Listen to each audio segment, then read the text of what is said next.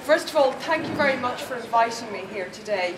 It's actually been a very useful exercise for myself to contextualise and sort of structure my actual experience in a way that would be understandable to a non-Irish audience, albeit a very well-informed audience, because so much of the experience has been learned on the hoof without a lot of chance to actually understand what was going on. And just like Gail Romain was saying,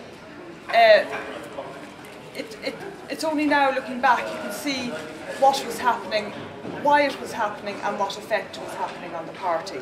So without further ado, I'm going to read a script that I've worked on.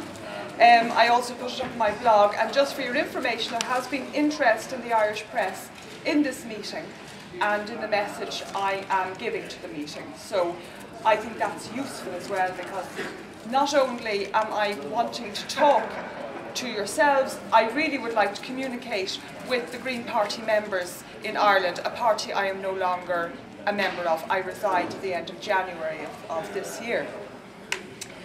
So, as I said, thank you very much for inviting me. My speech today, as I said, tracks the experience of the Irish Green Party in government and the impact that it's had on voters, the membership and the party's future. I look how the membership was persuaded to vote to go into coalition in the first place, the policy U-turns which were necessary to secure agreement with Fianna Fáil, the party the Greens are in government with, and the Progressive Democrats, and the subsequent alienation of the Green Party voters as a consequence of these U-turns.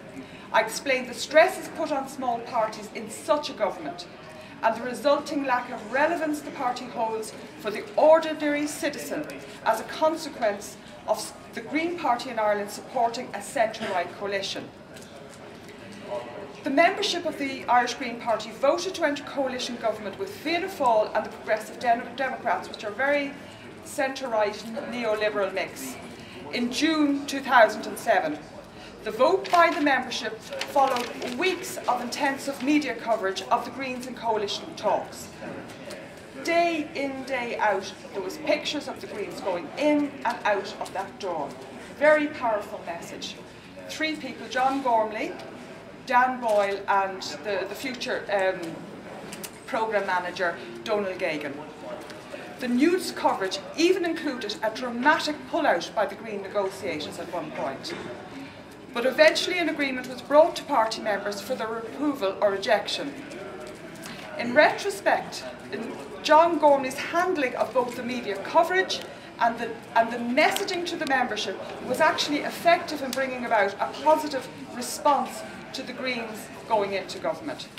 John Gormley, as I said, was one of the three key negotiators and is now party leader and Minister for Environment, Heritage and Local Government. Effective too was the preparation for the crucial decision-making conference in the Mansion House in Dublin, with the Green MPs phone canvassing members to ensure attendance, but more crucially, support for the coalition. On the day itself, all participants were supplied with a free, ready-for-government pen made from recycled material to sign our ballot papers.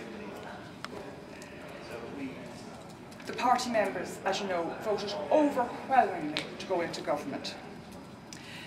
Had the members rejected the programme for government that was put to them that day, individual members would have been withdrawing their support for MPs, or TDs as I call them from now on, who they actually knew personally, and in particular John Gormley and Eamon Ryan, who were going to be appointed senior government ministers.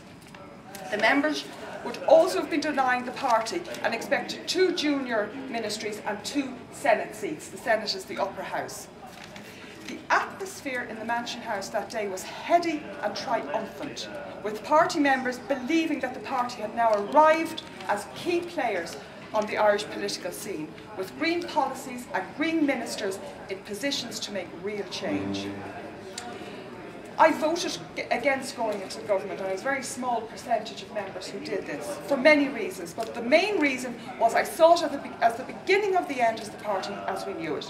A party for social justice and economic and environmental sustainability.